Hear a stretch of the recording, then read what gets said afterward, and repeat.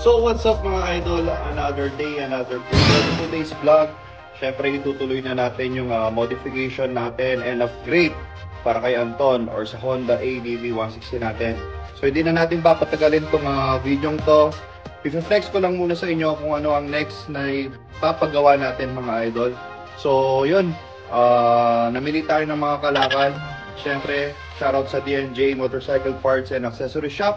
Ay, maraming salamat, bossing. Nice deal. So, ito lang naman yung mga sinasabi kong next na isasalpak natin kay Anton, no? So, RCB concept tayo mga idol.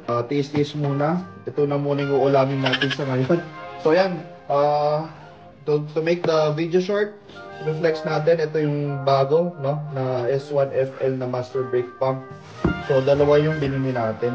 So, actually, pareho lang naman yan, no? So, i-flex ko lang sa inyo mga idol. Pali, ito, 14mm to. Ayan, 14mm to. And universal. Kaya, swak mo swak sa ADV natin to mga idol. So, yung caliper natin sa likod, mga idol. Nag-R55 tayo. So, ito siya. Silver color yung napili natin para at least mag-complement siya dun sa, sa ADV natin. Ayan. So, ito yung rear. Grabe, no? Parang adobo lang. R1 series naman yung front natin. Ito, 4-pot caliper. Yung sa rear natin, 2-pot caliper, no?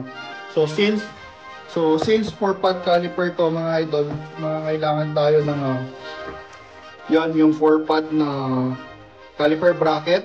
Thailand brand to. Hindi ako magkakamali. Tapos, tayo. Naga 7 speed tayo, 280mm sa harapan. So yan, no. So talagang matchy sila, no. And then syempre kailangan natin ng mga brake hose. Ito silver din. Yung brake hose.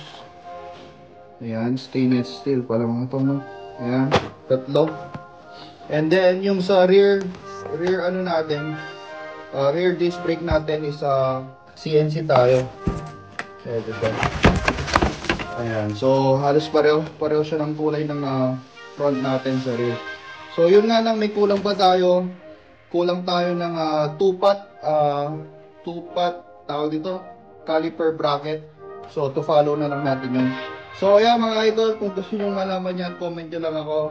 And sa lahat ng gusto mong order yan, PM nyo lang ako mga idol. So, anytime soon, makikita nyo na kay Anton na nakalagay yung mga. So, yun lang.